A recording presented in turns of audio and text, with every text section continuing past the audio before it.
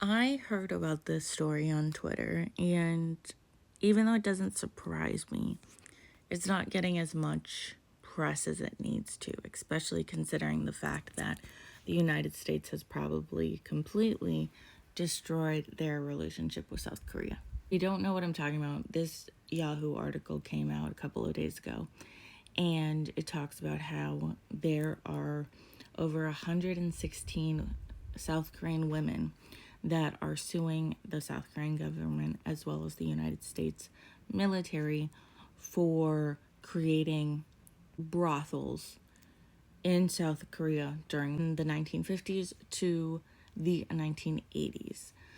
I think this is an important story. I think women who are suing the US military, suing their own government to say like what you did was completely unacceptable. You had no rights to have brothels. You had no right to allow us military men to sexually assault us is incredibly brave, and I think it's important we talk about it.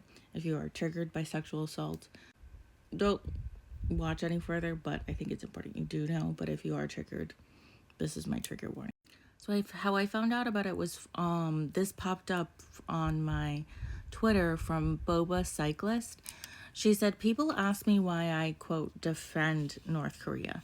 This is why. The United States military currently occupies the southern half of the peninsula, a country they illegally and arbitrarily divided.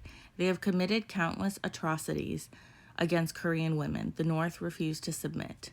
So I never heard of this story. So as someone who's obsessed with history, I was like, I need to dig in. And this is what I found. This is from Yahoo News, more than 100 South Korean women forced to work as prostitutes for U.S. soldiers stationed in the country have filed landmark lawsuit accusing Washington of abuse, their lawyers said Tuesday. Historians and activists say tens of thousands of South Korean women worked for state-sanctioned brothels from the 1950s to 1980s, serving U.S. troops stationed in country to protect the South from the North Korea. In 2022, South Korea's top court established the government. Basically, they said that these brothels were illegally created and illegally managed, and that basically this was completely unacceptable and illegal, obviously.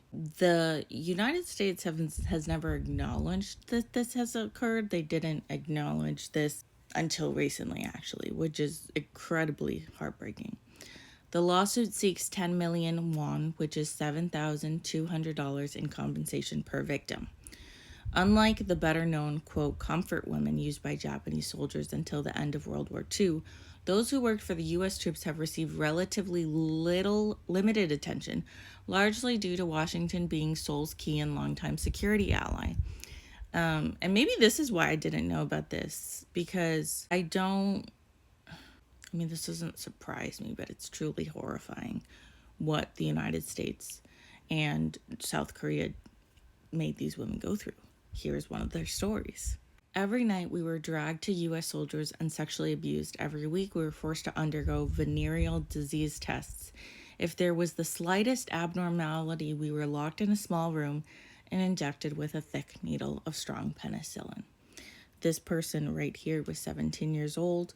She didn't know that she was a sex slave. She was human trafficked. He thought she was just going to be a bartender for U.S. soldiers.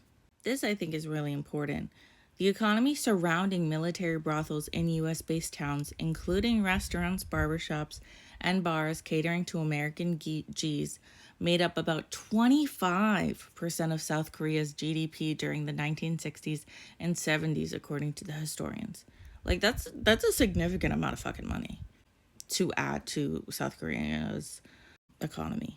The U.S. still stations around 28,500 troops in South Korea to help protect it against nuclear arms North Korea.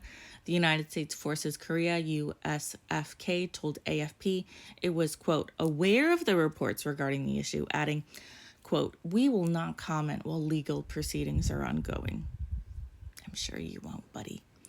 Quote, We affirm that we do not condone any behavior that violates Republic of Korea's laws or directives, and we remain committed to maintaining the highest standards of good order and discipline, the USFK said.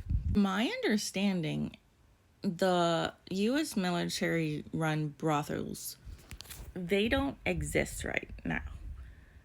If I'm wrong, please correct me. Like, please. But from my understanding, they don't. They stopped in the 1980s. There's still a significant amount of U.S. military troops in South Korea. So I just have a feeling there's more to this story. I have a feeling that they're saying, well, we follow South Korea's laws. Well, as you saw in the article, in 2022, South Korea's Supreme Court basically was like, yeah, but like you illegally did it with the help of the South Korean government.